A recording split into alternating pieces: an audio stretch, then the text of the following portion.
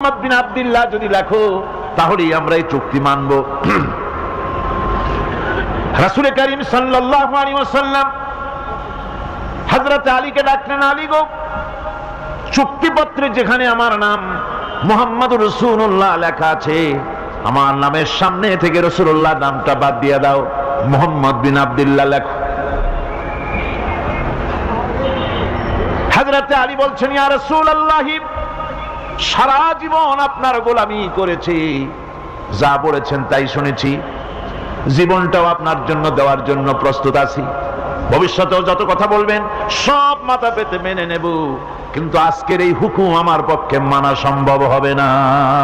আমি আলীর পক্ষে কিছুতেই সম্ভব নয় যে আল্লাহর নবীর নামের সামনে থেকে মুহাম্মদুর রাসূলুল্লাহ আমি কেটে দেব। রাসূলুল্লাহ শব্দ আমি কাটতে পারবো না, এটা আমার পক্ষে সম্ভব নয়। নবীজি বললেন, আলী, কোন জায়গায় রাসূলুল্লাহ লেখা আমারে দেখো, আমি কেটে দিই। আমার বন্ধুগণ, নাম লিখতে জানেন না, সই করতে পারেন না, পড়তে জানেন না, তিনি বলতেছেন, ইন্নামা বুইসতু মুআল্লিমান, আমি পৃথিবীতে প্রেরিত হয়েছি শুধুমাত্র শিক্ষক হিসেবে দুনিয়ায় এসেছি। সুবহানাল্লাহ। দুনিয়ার কোন শিক্ষা প্রতিষ্ঠানে আল্লাহ রাব্বুল আলামিন তার হাবিবকে পড়ান নাই, যেহেতু তিনি তো বিশ্ব নবী। আমার নবী কি নবী? জোরে কর না, কি নবী? আপনার আমার নবী বিশ্ব নবী। বিশ্ব নবী সাধারণ মানুষের কাছে কি পড়বে?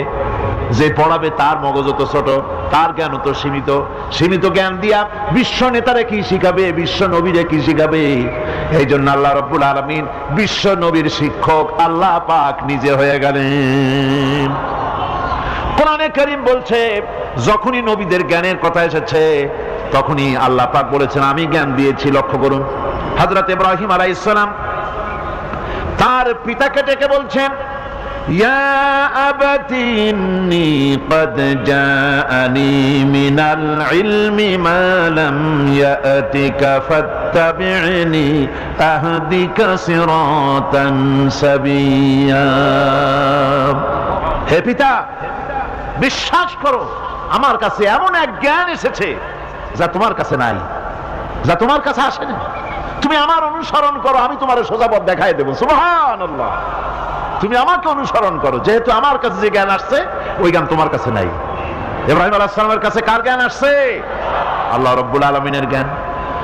লূত আলাইহিস সালাম কি নবুয়ত প্রদান করে আল্লাহ রাব্বুল আলামিন বলছেন, ওয়া লূতান আতাইনাহু হুকমান ওয়া ইলমা, আমি লূতকে আমার পক্ষ থেকে জ্ঞান দান করেছি, হিকমত দিয়েছি, বিজ্ঞান শিক্ষা দিয়েছি, আমি তাকে ইলম দান করেছি। সুবহানাল্লাহ, আমি তাকে ইলম দিয়েছি। মুসা আলাইহিস সালাম সম্পর্কে আল্লাহ পাক বলেন, ওয়ালাম্মা বালাগা আশুদ্দাহু ওয়াস্তাওয়া আতাইনাহু হুকমান ওয়া ইলমা। মুসা আলাইহিস সালাম যখন বয়স সন্ধিক্ষণে পৌঁছে গেলেন, যখন তিনি পূর্ণ বয়স প্রাপ্ত হলেন এবং তিনি যখন নিজেকে সম্পূর্ণ লালন পালন করার কাজ যখন তার সম্পূর্ণ হয়ে গেল, আমি তখন আমার পক্ষ থেকে তাকে ইলম দান করেছি, জ্ঞান দান করেছি, হিকমত দিয়েছি, জ্ঞান দিয়েছি। রাসূল করিম সাল্লাল্লাহু আলাইহি ওয়াসাল্লাম সম্পর্কে আল্লাহ পাক বলছেন, وَلَئِنِ اتَّبَعْتَ أَهْوَاءَهُمْ بَعْدَ الَّذِي جَاءَكَ مِنَ الْعِلْمِ مَا لَكَ مِنَ اللَّهِ مِنْ وَلِيٍّ وَلَا نَصِيرٍ। তুমি যদি জ্ঞান লাভের পরও তাদের প্রবৃত্তির অনুসরণ করো, তাহলে আল্লাহর কাছ থেকে তোমাকে রক্ষাকারী কেউ থাকবে না, কোনো সাহায্যকারী তুমি পাবে না। আমি যে জ্ঞান তোমাকে দিয়েছি এটারই অনুসরণ করো, এর মধ্যেই মুক্তি, বিশ্ববাসীর মুক্তি এই জ্ঞানের অনুসরণের ভেতরে। প্রত্যেক জাতির জন্য আল্লাহ রাব্বুল আলামিন নিজের পক্ষ থেকে রাসূল পাঠিয়েছেন। আল্লাহ পাক বলেছেন, ওয়ালিকুল্লি উম্মাতির রাসূল, প্রত্যেক জাতির জন্য আমি রাসূল প্রেরণ করেছি। এমন কোন জাতি নাই যার কাছে নবী রাসূল পাঠানো হয় নাই, ওয়া ইম মিন উম্মাতিন ইল্লা খালা ফিহা নাযীর। সমস্ত নবীদের কাছে, সমস্ত উম্মতের কাছে, জাতির কাছে আমার পক্ষ থেকে আমি নবী পাঠাইছি। কোন সুবহানাল্লাহ। কেউ যেন বলতে পারে না যে আমরা আল্লাহর পক্ষ থেকে কোনো দাওয়াত পাই নাই, আল্লাহর পক্ষ থেকে সত্যকে চেনার কোনো রাস্তা পাই নাই। এই জন্য প্রত্যেক নবীদের, প্রত্যেক উম্মতের জন্য, জাতির জন্য আল্লাহ সুবহানাহু ওয়া তাআলা তিনি নবী পাঠিয়েছেন নিজের পক্ষ থেকে, হেদায়েত পাঠিয়েছেন নিজের পক্ষ থেকে। এই নবীদেরকে পাঠাবার উদ্দেশ্য কি ছিল? কোরআনে কারিমে আল্লাহ পাক বলেন, আমাদের নবীকে আল্লাহ পাক ডেকে বলছেন, আলিফ লাম রা কিতাবুন আনজালনাহু ইলাইকা লিতুখরিজান নাস মিনাজ যুলুমাতি ইলান নূর। আলিফ লাম রা কিতাবুন আনজালনাহু ইলাইকা লিতুখরিজান নাস মিনাজ যুলুমাতি ইলান নূর। এই কিতাব আমি আপনার উপর অবতীর্ণ করেছি। এ হচ্ছে একখানা কিতাব। এই কিতাবখানা আমি আপনার প্রতি অবতীর্ণ করেছি। এই জন্য করেছি কিতাব অবতীর্ণ, যাতে করে মানব মণ্ডলীকে পঞ্জীভূত অন্ধকারের ভিতর থেকে বের করে আলোর দিকে নিয়ে আসতে পারেন। এ বিশ্ব হচ্ছে অন্ধকারে ভরা। পৃথিবীতে মানব রচিত যত মতবাদ আছে সব হচ্ছে অন্ধকার। সবগুলি কি? অন্ধকার। এই অন্ধকারের ভিতর থেকে আলোর দিকে নিয়ে আসবেন। আলো হচ্ছে কি? ইসলাম। আলো হচ্ছে কোরআন। কোরআনের দিকে নিয়ে আসবে, ইসলামের দিকে নিয়ে আসবে। সেই জন্য আমি আপনার প্রতি এই কোরআন অবতীর্ণ করেছি। আমার ভাইয়েরা, সকল আসমানি কিতাবের উপরে আমাদের ঈমান আনা লাগবে। শুধুমাত্র কোরআন শরীফের উপরে নয়, সকল কিতাবের উপর ঈমান আনতে হবে। কোরআনকে যেমন মানি, মুহাম্মদ সাল্লাল্লাহু আলাইহি ওয়াসাল্লামকে যেমন মানি, সব নবীদের উপরে ওই রকম ঈমান আনতে হবে। কোরআন যেমন মানি ওই রকম করে সমস্ত কিতাবের উপরে ঈমান আনতে হবে। এটার শর্তই দেওয়া হয়েছে, মুমিন হচ্ছে তারা, ওয়াল্লাযীনা ইউমিনুনা বিমা উনজিলা ইলাইকা ওয়া মা উনজিলা মিন ক্বাবলিক। মুমিন হচ্ছে সেই সব লোক, মুত্তাকি হচ্ছে তারা যারা তোমার উপরে নাজিলকৃত কিতাবের উপর ঈমান এনেছে এবং এর আগে যত কিতাব আসছে সমস্ত কিতাবের উপর ঈমান এনেছে। তারাই হচ্ছে মুত্তাকি, তারাই হচ্ছে মুমিন। আল্লাহ পাক বলেন, نزل عليك الكتاب بالحق مصدقا لما بين يديه। আল্লাহ তোমার প্রতি সত্য সহকারে যে কিতাব নাজিল করেছেন আর এর পূর্বে আগত সকল কিতাবের উপরে এর সত্যতা প্রমাণ করে। এই কোরআন হচ্ছে আগের যত কিতাব নাজিল হয়েছে সমস্ত কিতাবের সত্যতা প্রমাণকারী কিতাব। এই জন্য মুমিনদেরকে বলতে বলা হয়েছে, কুল আমান্না বিল্লাহি ওয়া মা উনজিলা আলাইনা ওয়া মা উনজিলা আলা ইব্রাহিম ওয়া ইসমাঈল ওয়া ইসহাক ওয়া ইয়াকুব ওয়াল আসবাত। বলো, আমরা ঈমান এনেছি আল্লাহর প্রতি, আমাদের প্রতি অবতীর্ণ কিতাবের প্রতি, আর ইব্রাহিম, ইসমাইল, ইসহাক, ইয়াকুব এবং তার আওলাদদের প্রতি যে কিতাব অবতীর্ণ হয়েছে সমস্ত কিতাবের উপর আমরা ঈমান এনেছি। ওয়ামা উতিয়া মূসা ওয়া ঈসা ওয়ান নাবিয়্যুনা মির রাব্বিহিম লা নুফাররিকু বাইনা আহাদিম মিনহুম ওয়া নাহনু লাহু মুসলিমুন। আর মূসা, ঈসা, অন্যান্য নবীদের উপরে যত কিতাব অবতীর্ণ হয়েছে সমস্ত কিতাবের উপরে আমরা ঈমান আনতেছি। আর আমরা হচ্ছি আল্লাহ পাকের আজ্ঞাবহ, আমরা হচ্ছি আল্লাহ পাকের বান্দার মধ্যে আমরা শামিল।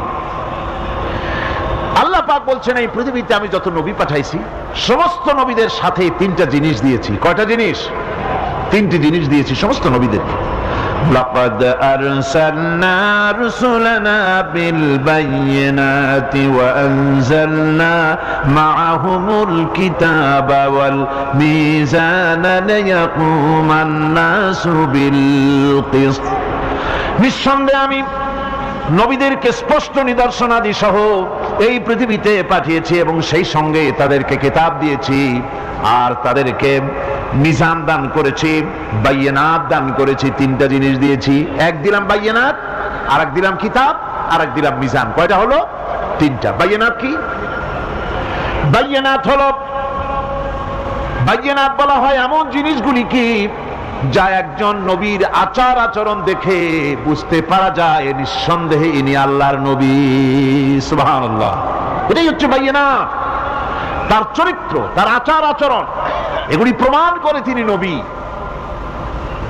আমার বন্ধুগণ, হযরতে খাদিজা রাদিয়াল্লাহু তাআলা আনহা যখন ইসলামের দাওয়াত পেয়েছিলেন, আল্লাহর নবীর পক্ষ থেকে যখন দাওয়াত পেলেন, নবুয়তের তাওহীদের যখন দাওয়াত পেয়েছিলেন, একজন স্ত্রী হিসেবে তার স্বামীর প্রতি এত শ্রদ্ধা, স্বামীর প্রতি এত ভক্তি শ্রদ্ধা, অনাবিল ভক্তি শ্রদ্ধা, যার কারণে হযরতে খাদিজা একটা মুহূর্তের জন্য, এক সেকেন্ডের জন্য দেরি করেন নাই, কোনো প্রশ্ন তোলেন নাই যে আপনি নবী হইলেন কেমনে, অথবা আপনার মধ্যে তো এই জিনিস দেখছি, আপনি নবী হইলেন কেমনে, এমন কোনো কথা বলেন নাই।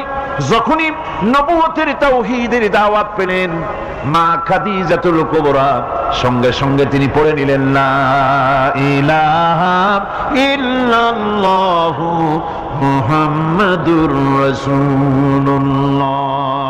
নবী করিম সাল্লাল্লাহু আলাইহি ওয়াসাল্লাম বলেছেন, আকাশের নিচে জমিনের উপরে খাদিজার মতো উত্তম মহিলা পৃথিবীতে আর নাই। কি সম্মান আল্লাহ পাক তাকে দিয়েছেন। আল্লাহ পাক নিজে হযরতে খাদিজাকে সালাম জানিয়েছেন। সুবহানাল্লাহ বলবেন। হেরা পাহাড়ে হযরতে জিবরাইল আলাইহিস সালাম নবীজির সঙ্গে কথা বলছেন, ওহী নিয়ে এসেছেন। কিছুক্ষণ পরে হযরতে জিবরাইল বলেন, ইয়া রাসূলুল্লাহ, আমি দেখতে পাচ্ছি খাদিজা আপনার জন্য খানা নিয়ে আসতেছেন। খাদিজা যখন আপনার কাছে পৌঁছে যাবে, আপনি খাদিজাকে বলবেন, আল্লাহ রাব্বুল আলামিন আজ আমি আসার সময় আমার মাধ্যমে খাদিজাকে সালাম জানিয়েছেন। হযরতে খাদিজা যখন নবীজির কাছে পৌঁছে গেছেন, আল্লাহর নবী বলেন, খাদিজা তোমার জন্য আজকে একটি সুসংবাদ আছে। তিনি বললেন, আমার জন্য কি খবর, কি সুসংবাদ? হযরতে রাসূল বলছেন, খাদিজা শোনো, এইমাত্র জিবরাইল আমার কাছে চলে গেলেন, আর জিবরাইল বলে গেলেন আল্লাহ রাব্বুল আলামিন তোমাকে সালাম জানিয়েছেন। হযরত খাদিজা ঢুকে কেঁদে উঠলেন। তিনি বললেন, ইয়া রাসূলুল্লাহ, আমার মানব জন্ম সার্থক হয়ে গেছে, আল্লাহ আমারে সালাম জানাইছেন, এর চাইতে সৌভাগ্য আমার জীবনে আর কিছুই নাই। তবে নবীজি, আল্লাহর সালামের জবাব কেমনে দিতে হয় আমি জানি না, আপনি দয়া করে আমার পক্ষ থেকে আল্লাহর সালাম যেমনে দিলে আল্লাহ খুশি হয় তেমনি আপনি দিয়া দিবেন। কি মহব্বত স্বামী আর স্ত্রীর ভিতরে ছিল। হযরতে খাদিজা হযরতে রাসূল করিম সাল্লাল্লাহু আলাইহি ওয়াসাল্লাম, নবী করিম সাল্লাল্লাহু আলাইহি ওয়াসাল্লামের ঘরে হযরত খাদিজা যতদিন ছিলেন আরেকটি বিবাহ তিনি করেন নাই। হযরত আয়েশা বলছেন, নবীজি আমার কাছে ঘুমানো ছিলেন, গভীর রাত্রে আমার ঘুম ভেঙে গেল। আমি চিন্তা করলাম নবীজি কোথায় গেলে, মনে করলাম অন্য কোন স্ত্রীর ঘরে গেছে নাকি। আমি খুঁজতে লাগলাম, কোনো ঘরে পাওয়া গেল না। খুঁজতে খুঁজতে অবশেষে আমি নবীজিকে পেলাম রিয়াদুল জান্নাতের ভেতরে, মসজিদে নববীর জান্নাতের টুকরার ভেতরে বসে নবীজি মুনাজাত করতেছেন। আমিও পিছনে আল্লাহর দরবারে হাত তুললাম। নবীজি বলতেছিলেন, রব্বুল আলামিন কঠিন ওই হাসরের ময়দানে মা তার সন্তান ভুলে যাবে, তার সন্তান যাবে, স্বামী তার স্ত্রীকে হারায় ফেলবে, স্ত্রী তার স্বামীকে চিনবে না। ওই কঠিন হাসরের ময়দানে আল্লাহ আমি যেন আমার খাদিজারে হারায় না যাই। মুনাজাত শেষ হওয়ার পর হযরত আয়েশা বলেন, ইয়া রাসূলুল্লাহ, খাদিজা এই বুড়ির কথা এখনো কেন আপনার মনে পড়ে? খাদিজার পরে কুমারী মেয়েও তো আপনি বিয়ে করেছেন, খাদিজার কেন বুড়ির কথা বলতে পারেন না? নবীজি বলেন, আয়েশা রে, খাদিজার সম্পর্কে এরকম কথা আর তুমি বলবে না। তোমরা জানো না, তোমরা সবাই আমার সুদিনের স্ত্রী, আর খাদিজা আমার এমন সময়ের স্ত্রী যখন এই মক্কা নগরীতে মুহাম্মদ সাল্লাল্লাহু আলাইহি ওয়াসাল্লামের পাও রাখার জায়গা ছিল না। হযরত আয়েশা বললেন, ইয়া রাসূলুল্লাহ, আমি ক্ষমা চাই, আমাকে মাফ করে দিন। আমি খাদিজার সম্পর্কে এমন কথা আর উচ্চারণ করব না, তবে খাদিজার সম্পর্কে আমার কিছু কথা শোনান। হযরতে নবীজি বলেন, আয়েশা রে শোনো, আমার সঙ্গে বিবাহের পর খাদিজার ধন সম্পত্তি যা ছিল আল্লাহর রাস্তায় সব উজাড় করে দিয়েছে, কতদিন না খেয়ে থেকেছে, একদিনের জন্য বলে নাই আপনার সাথে বিয়ে হয়েছে বলে আজ আমি না খাইয়ে আসি। সারাদিন সারা রাত দাওয়াতের কাজ করেন। আমি যখনই দরজার কাছে ফিরেছি, যত রাত হোক না কেন, একবার বলেছি খাদিজা, অমনি দরজা খুলে গেছে। আমি প্রশ্ন করেছি, খাদিজা যত রাত্রে আসলাম একদিনও দুইটা দাগ দেওয়া লাগলো না, তুমি কি ঘুমাও না? হযরতে খাদিজা বলেছেন, ইয়া রাসূলুল্লাহ, আপনি দিনের দাওয়াতের জন্য ব্যস্ত, কষ্ট করেন, আমি মনে মনে ভাবি আমি যদি ঘুমায় থাকি রাতের বেলায়, আর নবীজি যদি দরজার কাছে এসে খাদিজা খাদিজা বলে ডাকাডাকি করেন, উঠতে যদি আমার দেরি হয় আল্লাহর নবীর সঙ্গে বেয়াদবি হয়ে যাবে, এইটা মনে করে বিছানায় না ঘুমায় যতক্ষণ আপনি না ফেরেন এই দরজাটার সাথে পিঠ লাগাইয়া দাঁড়াইয়া দাঁড়াইয়া ঘুমায়। হযরত আয়েশা বলেছেন, আমাদের ঘরে রান্না বান্না তেমন হতো না, আমাদের ঘরে তেমন গোশত খাওয়ার সুযোগ আমাদের কিসমতে তেমন হতো না। যদি কোনোদিন আমাদের ঘরে দুম্বা বা ছাগল জবাও হতো, গোশতগুলি নবীজি কেটে ভাগ করে সমস্ত স্ত্রীদের ঘরে দিয়ে দিতেন। এরপরে কয়েকটা গোশতের টুকরা একটা টোপলায় নিয়ে হযরত খাদিজা মদিনার অলিতে গলিতে ঘুরে বেড়াতেন। খাদিজার কোন বান্ধবী পাওয়া যায় কিনা? সুবহানাল্লাহ। নবী করিম সাল্লাল্লাহু আলাইহি ওয়াসাল্লাম তার স্ত্রীদেরকে ভাবে ভালোবাসতেন, আর স্ত্রীরাও নবীর জন্য এভাবে ভালোবাসতেন, ভালোবাসা দিতে। স্ত্রী অধিকার ইসলাম দিয়েছে, আর কেউ দিতে পারে নাই। আর এই স্ত্রীদের মধ্যে সবথেকে উত্তম স্ত্রী কে? নবীজি বলেছেন, আদ-দুনিয়া কুল্লুহা মাতাউন ওয়া খায়রুল মাতাঈদ দুনিয়া ইমরাতুস সালিহা। দুনিয়ার সবকিছু এর মধ্যে উত্তম নিয়ামত হচ্ছে পতিপরায়ণা। সুবহানাল্লাহ। হুজুর বলেছেন, তিনটি জিনিস আমি পছন্দ করি, তিনটি জিনিস আমার প্রিয়। একটি হলো নামাজ, একটি হলো সুগন্ধ, আর একটি হলো স্ত্রী। সুবহানাল্লাহ। এই স্ত্রীকে সমান অধিকার দিয়েছে নবীজি, আল্লাহর ইসলাম সমান অধিকার দিয়েছে। নারীর অর্থনৈতিক অধিকার প্রতিষ্ঠিত করেছে ইসলাম, তাকে অর্থনৈতিক অধিকার দিয়েছে, মহারানার ব্যবস্থা করেছে। কোরআন বলছে, ফাতুহুন্না উজুরাহুন্না ফারিদা, ফরজ রূপী দায়িত্ব হিসাবে স্ত্রীর মহারানার টাকা আদায় করে দাও। বহু মুসলমান আছে মহারানার টাকা আদায় করে না, বরং আজকাল তো নতুন সিস্টেম চালু হয়েছে মানুষকে শোনাবার জন্য। বিবাহের মজলিসে বলা হয়, অমুকের মেয়ে অমুকের ছেলে বিয়ের মহারানা কত? 5,55,555 পয়সা। সামনে একটা টাকা বা পয়সা জিরো থাকতে পারবে না, একটা নিয়ম নীতি করে নিচ্ছে।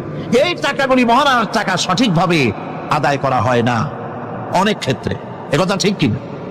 বরং উল্টো করে মহারানা আদায় করা হয় মেয়ে পক্ষের কাছ থেকে, কন্যা পক্ষের কাছ থেকে। এইটাকে কি বলা হয়? এটাকে কি বলা হয়? এটা হলো যৌতুক নামের কৌতুক। মেয়ে পক্ষের কাছ থেকে টাকা আদায় করা।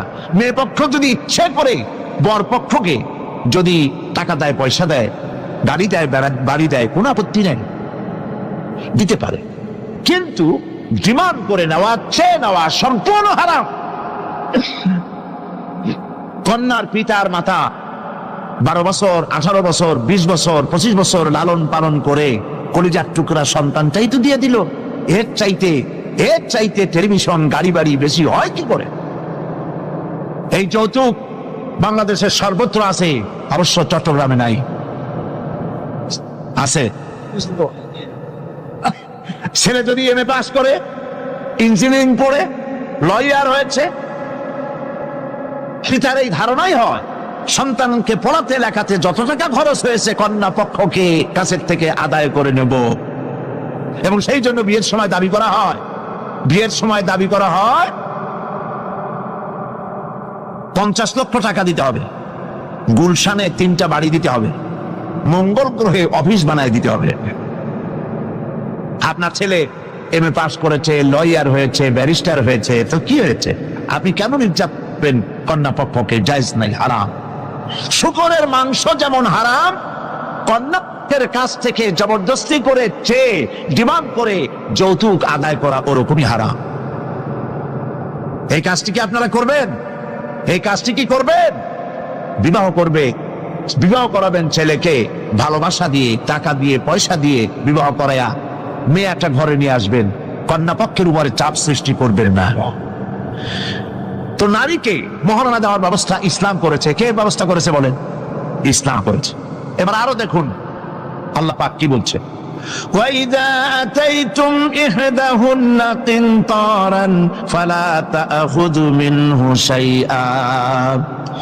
তো যে তোমরা নারীদেরকে স্তূপ পরিমাণ অর্থ পরি যদি দান করো, তাহলে সামান্য তার থেকে ফেরত নিও না। চান মহিলাদের কাছে, নারীদের কাছে কিছু পুঁজি থাকুক, টাকা পয়সা থাকুক, আল্লাহ এটা চান। যদি তুমি কিছু দাও, তা যদি স্তূপ আকারেও হয়, তবুও সেগুলিকে ফেরত নিও না, ফেরত দিও না। বহু মুসলমান আছে আমাদের সমাজে, হজ করে, নামাজও পড়ে, কপালে দাগও পড়ে গেছে, তার ব্যবসা আছে, ধানি জমিনও আছে, বিবাহের সময় মেয়েকে টাকা কড়ি দিয়ে, ব্যবসা টাকা কড়ি যৌতুক টৌতুক দিয়ে বিদায় করে দেয়।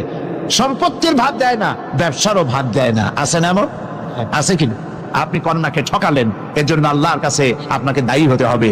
মেয়েদেরকে অর্থনৈতিক অধিকার আল্লাহ এভাবে প্রতিষ্ঠিত করেছেন, সে মহিলাদেরকে অর্থনৈতিক দিক থেকে তাদেরকে নির্যাতন করা যাবে না। এবার মেয়েদেরকে শিক্ষার অধিকার দেওয়া হয়েছে, করতে দেওয়া হয়নি। তারা বলছে, ইসলামের দুশ্মনেরা বলে নারীদেরকে ইসলাম ঠকাইছে। কোথা থেকে ঠকালো? কন্যা হিসেবে মর্যাদা দিল, বধূ হিসেবে মর্যাদা দিল, তারপরে অর্থনৈতিক সুযোগ করে দিল, এবার শিক্ষার অধিকারও প্রতিষ্ঠিত করলো। হযরতে আয়েশা রাদিয়াল্লাহু তাআলা আনহা,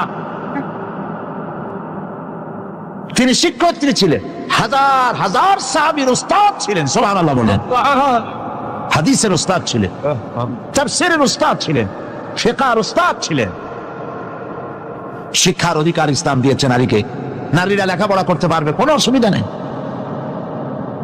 এভাবে অধিকার শুধু অর্থনৈতিক নয়, লেখাপড়ার অধিকার দিল, তালাকের একটি অধিকার, এটি একটি গুরুত্বপূর্ণ বিষয়।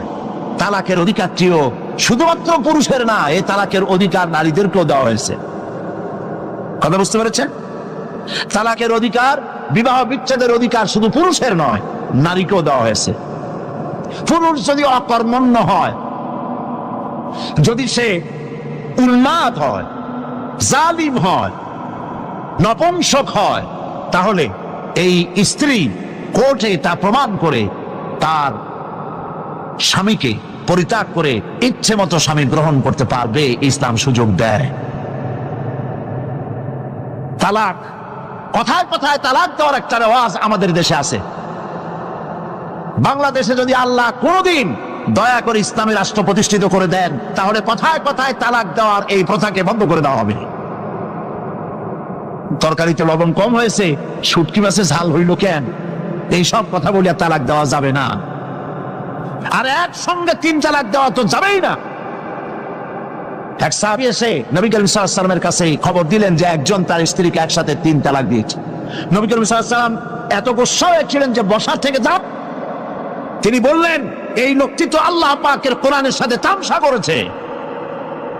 তালাকের আল্লাহর কাছে 2টা হালাল সবচেয়ে জঘন্য, 2টি হালাল সব থেকে জঘন্য। একটা হলো ভিক্ষাবৃত্তি, আর একটা হলো তালাক। যখন তালাক দেওয়া হয় অন্যায় ভাবে, গোসায় আল্লাহর আরশ কাঁপতে থাকে। নাউজুবিল্লাহ বলেন। আপনি এভাবে তালাক দিতে পারবেন না।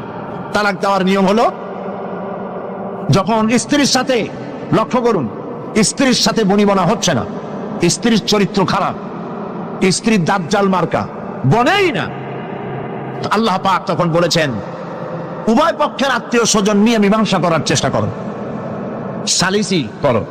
যদি মীমাংসায় না হলো, তাহলে 1 মাসে 1 তালাক দাও, বিছানা আলাদা করে দাও, এবং অপেক্ষা করো তার এই অবস্থা দেখে সে ফিরে আসে নাকি। যদি ফিরে আসে তো গ্রহণ করো, যদি ফিরে না এলো 2য় মাসে 2য় তালাক দাও। তাও যদি ফিরে না, তাহলে সে গিয়ে 3 তালাক একদম রেজি করে দাও, আর ফেরত হবে না। তিন তালাককে বায়না করে দাও, এই স্ত্রীকে আর গ্রহণ করা যাবে না। এখন আমাদের দেশে রাগের মাথায় একসাথে তিন তালাক দেওয়ার পর মনে মনে অনুশোচনা হয়, এতগুলো ছেলে পেলে নিয়ে করবো কি, কি সর্বনাশ হইল, রাগের মাথায় করলামটা কি। এখন এই বউ ফিরে পাওয়ার জন্য মসলা তালাশ করে। তখন গ্রামের মুন্সি মৌলবী এই জাতীয় এক শ্রেণীর লোক আছে যারা কোরআন বোঝে না, হাদিস বোঝে না, তারা হিল্লা নামক একটা ঔষধ বের করছে। সেই ঔষধটা কি? তারা বলে যে এই স্ত্রীকে যদি আবার নিতে চাও তাহলে আর একটা পুরুষের সঙ্গে বিবাহ দাও এবং শর্ত করো যে তোমার কাছে দিলাম, 2-3 দিন পর তুমি তালাক দিয়ে দিবা, এরপরে আমরা নিয়ে নেব। তালাকের নিয়তে বিবাহ করা এটা সম্পূর্ণ হারাম, বিবাহ হবে না। তালাকের নিয়তে বিয়ে করলো, বিয়ে হবেই না। তারপরে এই যে ভাড়া করা, একজনের সঙ্গে হিলা করতে দেওয়া, এটাকে হাদিসের ভাষায় বলা হয়েছে ভাড়া করা শার্ট। ভাড়া করা শার্ট, ইসলামে এই ধরনের কোনো বিধান নাই। সবাই কান খুলে শুনুন, হিল্লা করার যে ব্যবস্থা বাংলাদেশে গ্রামে গঞ্জে আছে, শরীয়তের কোন অস্তিত্ব নাই। কেউ যদি তার স্ত্রীকে তালাক দেয় আর এই স্ত্রীকে আবার ফেরত নিতে চায়, পর্যন্ত ফেরত দিতে পারবে না। একটা পথ আছে, সেই পথটা হলো এই ইচ্ছে করে কোনো স্বামী গ্রহণ করেন, আর সেই স্বামী যদি ইচ্ছে করে ঘটনাচক্রে তালাক দেয়, অথবা ঘটনাচক্রে সেই স্বামীর যদি মৃত্যু হয়, তাহলেই কেবলমাত্র প্রথম স্বামীর কাছে আসতে পারবে।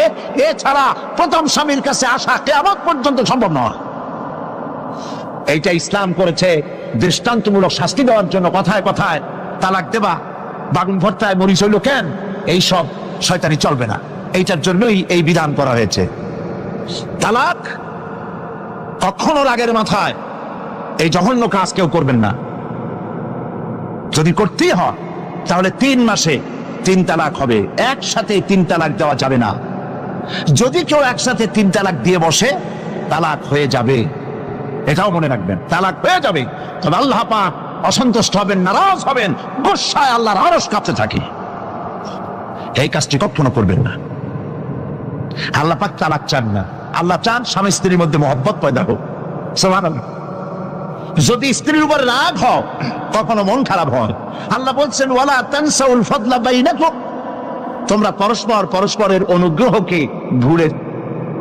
আজকের একটা ব্যাপারে মন খারাপ হয়েছে, তুমি চিন্তা করো তোমার জীবনের অনেক ক্ষেত্রে এই স্ত্রীর অনেক অবদান আছে, সেগুলিকে মনে করে আজকেরটা মাফ করে দিলেই তো সাল। সুবহানাল্লাহ। আল্লাহ পাক চান না স্বামী স্ত্রীর ভিতরে অসন্তুষ্টি থাকুক এবং তালাক পর্যায়ে চলে যায়। একবার নবী করিম সাল্লাল্লাহু আলাইহি ওয়াসাল্লাম বসে আছেন মসজিদে নববীর ভিতরে, মুখ মলিন, সাহাবায়ে কেরাম ভয়তে কথা বলতে পারছেন না। কিছুক্ষণ পর হুজুর হযরত আলী হযরত ফাতেমার ঘরে ঢুকলেন, বেরিয়ে আসলেন হাসি মুখে। তিনি প্রশ্ন করলেন, সাহাবায়ে কেরাম জিজ্ঞেস করলেন, হে রাসূল, একটু আগে আপনার মুখ এত মলিন ছিল আর এখন আপনি এত হাসি খুশি, আমরা তো তখন কথা বলতে সাহস পাইনি। হুজুর কি হয়েছিল? আল্লাহর নবী বলেন, ওদের মধ্যে মনোমালিন্যের সৃষ্টি হয়েছিল আর আমার মনটা খারাপ হয়ে গিয়েছিল। ওদের, বুঝতে পারছেন তো, হযরত আলী এবং ফাতেমার মধ্যে মনোমালিন্য সৃষ্টি হয়েছিল, আমার মনটা খারাপ হয়ে গিয়েছিল। আমি ভেতরে গেলাম, উভয়ের সঙ্গে কথা বললাম। এখন তারা দুজনের মধ্যে তাদের ভুল বুঝাবুঝির নিরসন হয়েছে, আমার মনটা খুশি হয়ে গেছে। নবীজি বলেন, ফাতেমাকে যে কষ্ট দেয় সে আমাকে কষ্ট দেয়, কারণ ফাতেমা আমার কলিজার টুকরা। স্বামী এবং স্ত্রীর মধ্যে সম্পর্ক ভালো থাকতে হবে, অধিকার সমান, তবে স্বামীর মর্যাদা বেশি। মর্যাদা কার বেশি? স্বামীর মর্যাদা বেশি। তিরমিজি শরীফের হাদিস এসেছে, আল্লাহর নবী একদিন একদিকে যাচ্ছিলেন, জঙ্গল থেকে এক পাহাড়িয়া উট এসে নবীজির কদমের উপরে, নবীজির কদম মোবারকে চুমা দিল, সিজদা করলো। সাহাবায়ে কেরাম বললেন, ইয়া রাসূলুল্লাহ, পাহাড়ের উটের কি সৌভাগ্য, আল্লাহ নবীর পায়ের উপরে চুমা খেয়েছে, সিজদা দিয়েছে। আমাদেরকে অনুমতি দেন, আপনার কদমের উপরে আমরা সিজদা দিয়া ধন্য হই।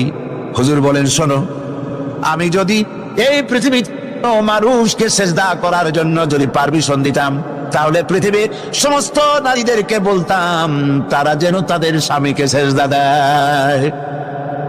তাহলে মর্যাদা কার বেশি?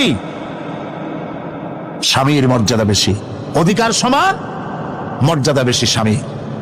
আবু দাউদ শরীফের হাদিসে এসেছে, নবীজি বলেছেন, কোন স্ত্রী লোক এমন অবস্থায় যদি মারা যায় যে তার স্বামী তার উপরে সন্তুষ্ট ছিল, আল্লাহ রাব্বুল আলামিন ওই মেয়ে লোকটি জান্নাত দান করে দিবেন। স্বামীর মর্যাদা এখানে বেশি। তাহলে আমরা দেখলাম অধিকারের দিক থেকে যখন নারী ছিল, বধূ ছিল, কন্যা ছিল, বধূ ছিল, সব জায়গায় ইসলাম নারীকে সম্মান বাড়িয়ে দিল, ঠিক কিনা বলে?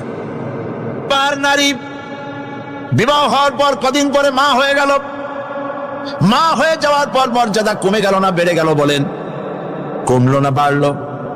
নবীজি বলছেন, আল্লাহর নবীর সামনে একজন সাহাবী এসে প্রশ্ন করলেন, হে আল্লাহ রাসূল, খেদমত করব কার? মান আহাক্কুন নাস বিহুসনি সাহাবাতি?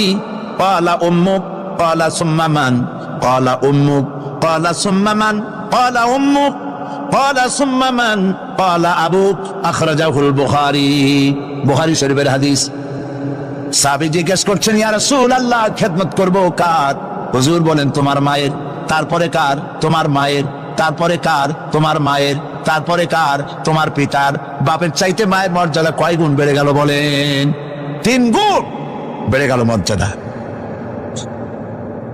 আল্লাহর নবী মসজিদে নববীতে বসে আছেন, সাহাবায়ে কেরাম কর্তৃক পরিবেষ্টিত হয়ে। এমন সময় একজন বুড়ি মসজিদে প্রবেশ করেছেন। হুজুর তাকে দেখে দাঁড়ায় গেলেন। কাছে যখন এলেন মহিলা, নবীজি নিজের গায়ের চাদর বিছায়া দিলেন। মহিলা চলে যাওয়ার পর সাহাবায়ে কেরাম প্রশ্ন করলেন, ইয়া রাসূলুল্লাহ, আমরা তো চিনলাম না এই মহিলাকে। একজন মেয়ে লোকের জন্য নবীজি তার গায়ের চাদর বিছায়া দেয়, এত বড় সম্মানী মহিলা আমরা চিনলাম না, তিনি কে?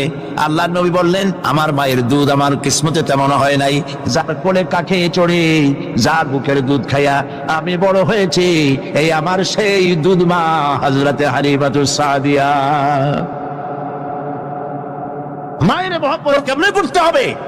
মা যখন হয়ে গেলেন, সম্মান বেড়ে গেল সন্তানের কাছে। একজন সাহাবী এসে কাছে বলছেন, হে রাসূল, আমার মায়ের মেজাজ খুব খারাপ। হাদিস, আমার মায়ের মেজাজ খুব খারাপ। হুজুর প্রশ্ন করলেন, তোমার মা যখন তোমারে গর্ভে রাখছিলেন তখন তো মেজাজ খারাপ ছিল না? তিনি বললেন, হুজুর আমি সত্যি বলছি, মেজাজ খুবই খারাপ। হুজুর বলছেন, তোমাকে যখন তোমার মা ডেলিভারি করেছিল তখন তো মেজাজ খারাপ ছিল না? কয়, না হুজুর, দারুণ খারাপ মেজাজ। হুজুর বললেন, তোমার 2.5 বছর 2 বছর ধরে যখন দুধ খাওয়াইছিল তোমার মা, তখন তো তার মেজাজ খারাপ ছিল না। সাহাবী যখন এর পরেও বললেন, ইয়া রাসূলুল্লাহ, আমি আমার মায়ের দুধের হক আদায় করে দিয়েছি। হুজুর বললেন, দুধের হক আদায় করেছো তুমি, তোমার মায়ের একটি শব্দের হক তুমি আদায় করতে পারো নাই। তুমি যদি পড়ে গেছো ছোট্টবেলায়, খাটের থেকে, কোলের থেকে পড়ে গেছো, কেঁদে উঠছো, আর তোমার মা যে তখন বলেছে, সারা জীবন এই একটি শব্দের হক আদায় করতে পারবা না। মায়ের সম্মান ইসলাম এভাবে বাড়িয়ে দিল। আল্লাহ রাব্বুল আলামিন শিখাই দিলেন, ওয়াকাদা রাব্বুকা আল্লা তা'বুদু ইল্লা ইয়্যাহু ওয়া বিল ওয়ালিদাইনি ইহসানা। তোমার রবের পক্ষ থেকে এটা ফয়সালা হয়েছে যে আমার ইবাদত করার পর মা বাপের ইহসান করবে। দেখেন অবস্থাটা, দেখুন, লক্ষ্য করুন, আল্লাহর ইবাদতের পরেই বান্দা কাজ করবে। বলেন কার? মা বাপ ইহসান করো। মা বাপের সামনে চোখ দিয়ে চোখ লাগায় কথা বলবে না। ওয়ালা তাকুল লাহুমা উফিন ওয়ালা তানহারহুমা, ঝিরকি দিবে না, ধমক দিবে না। আর তাদের সঙ্গে কোন ভাষায় কথা বলবে তাও আল্লাহ শিখাই দিয়েছেন। আল্লাহ পাক বলেন, ওয়াকুল লাহুমা কাওলান কারীমা, সম্মান সূচক কথা বলো মা বাবার সাথে। আর শিখাই দিলেন, বান্দারা, তোমার মা বাবার জন্য আমার কাছে এই ভাষায় দোয়া করো, রব্বির হামহুমা কামা রব্বায়ানি সগীরা। আয় আমার রব, আমার বাবা ছোটবেলায় আমাকে যেভাবে স্নেহের করে লালন পালন করেছে, আল্লাহ পাক দয়া করে আমাকে, আমার পিতামাতাকে তোমার রহমতের কোলে লালন পালন করো। আল্লাহ পাক শিখাই দিয়েছেন। এই দোয়া করবেন তো? মনে থাকবে? প্রত্যেক নামাজের পরে মোনাজাতে এই দোয়া করবেন। মা বোনেরা লেখাপড়া করতে পারবেন, চাকরি করতে পারবেন, জিহাদে যেতে পারবেন, সবই করতে পারবেন পর্দার ভিতরে থেকে। আল্লাহ পাক কোরআনে কারিমে বলেছেন, ওয়াকারনা ফি বুয়ুতিকুন্না ওয়ালা তাবাররাজনা তাবাররুজাল জাহিলিয়াতিল উলা। ওয়াকারনা ফি বুয়ুতিকুন্না, তোমরা তোমাদের ঘরের মধ্যে থাকো, আর জাহিলিয়াতের যুগ মতো করে সাজসজ্জা করে তোমরা বেরিও না, আর চমক করে বেরিও না, সৌন্দর্য প্রদর্শনী করো না। পৃথিবীতে বিভিন্ন দেশে মিস সুন্দরী প্রতিযোগিতা হয় না? হয় কিনা? সুন্দরী প্রতিযোগিতা হয় পৃথিবীর বিভিন্ন দেশে।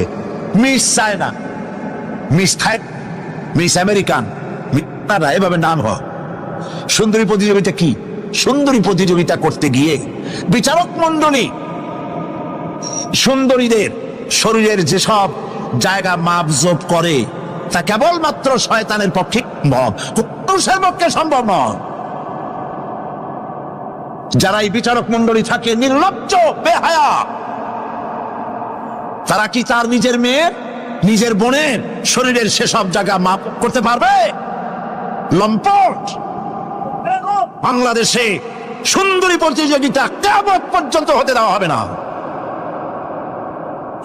পর্দার বিষয়টি আলোচনা করতেছিলাম। পর্দা করা ফরজ। পর্দা করা কি? ফরজ। নবীজি বলেছেন, এমন এক সময় রাসূলুল্লাহ সাল্লাল্লাহু আলাইহি ওয়াসাল্লাম, নিসাউন কাসিয়াতুন আরিয়া মুমিলাতুন মাইলাতুন রুউসুহুন্না কাল বুখতিল মাইলা লা ইয়াদখুলনাল জান্নাতা ওয়া লা ইয়াজিদনা রিহাহা, আখরাজাহু মুসলিম। আল্লাহর নবী বলেন,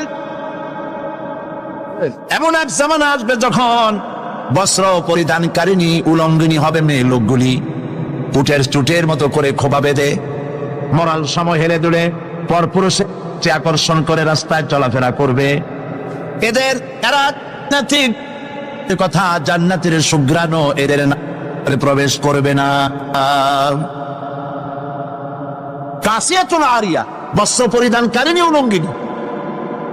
কথা শুনতেছেন আপনারা? বুঝতে পারতেছেন?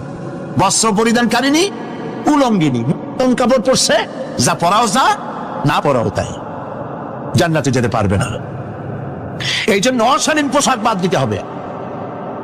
রাসূলুল্লাহ বলেছেন আরাফাতের ময়দানে, তোমরা যেমন খাবে তোমাদের মেয়েদেরকে, স্ত্রীদেরকে তেমন পরাবে, তোমরা যেমন খাবে তেমন তাদের খাওয়াবে, তোমরা যেমন পরবে তেমন তাদেরকে পরাবে। কেউ কেউ এর অর্থ করেছে যেমন খাবো তেমন খাওয়াবো, এটা তো ঠিক আছে, যেমন পরি তেমন তাদেরই পরাতে হবে। তো পুরুষও প্যান্ট শার্ট পরে মেয়েদেরকেও প্যান্ট শার্ট পরানো শুরু করছে। নাউজুবিল্লাহ বলে। কিয়ামতের অনেকগুলি আলামত আছে। হযরত আলী রাদিয়াল্লাহু তাআলা হাদিস রওয়ায়াত করেছেন, কিয়ামতের পূর্বে 15টি লক্ষণ প্রকাশ পাবে, তিরমিজি শরীফের হাদিস। তার মধ্যে একটি লক্ষণ হলো এই, মেয়েরা পুরুষের পোশাক পরবে, পুরুষরা মেয়েদের পোশাক পরবে। এটা তো শুরু হয়ে গেছে। শুরু হয়েছে কিনা? মেয়েরা, আমাদের দেশেও এই প্রচলন শুরু হয়েছে। কোন কোন ক্ষেত্রে মহিলারা প্যান্ট শার্ট ইত্যাদি চাদরবিহীন এগুলি পরে রাস্তায় বেরোনো শুরু হয়ে গেছে। পুরুষগুলি, আমাদের দেশে এগুলি কম, বিদেশে দেখেছি দুল পরে। আমাদের দেশে দুল পরা শুরু করছি কিনা আমার চোখে এখনো পড়ে নাই। আছে, আমি তো এত খাতায় দেখি, তারপরেও আমার নজরে পড়ে নাই। তবে চেন পরা দেখেছি, সোনার চেন বহু নজরে পড়েছে। সে গলায় পরে পুরুষ মাঘের পৌষের প্রচন্ড শীতে সামনের 3-4টা বোতাম খোলা রাখে, যাতে মানুষে বুঝে উনি একখান কিছু পড়ছে। হারাম, হারাম।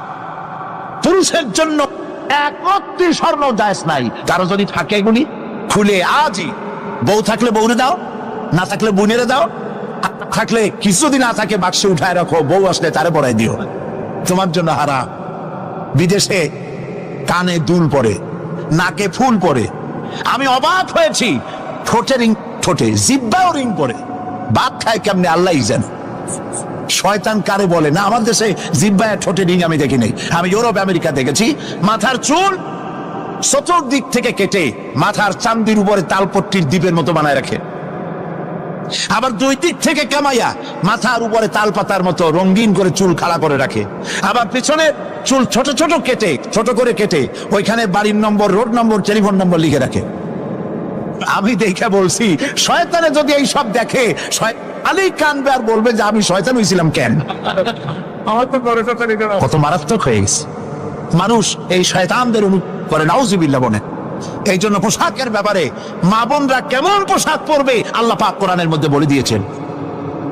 ওরা সমান অধিকার দিতে চায়, নারীকে পুরুষ বানায়া পুরুষের সমান অধিকার দিতে চায়, আর ইসলাম নারীকে নারীর মর্যাদায় রেখে পুরুষের সমান অধিকার। কথাটা পার্থক্য আছে কি নাই, বুঝতে পেরেছেন কিনা? নারী পোশাক শাড়ি মার্জিত।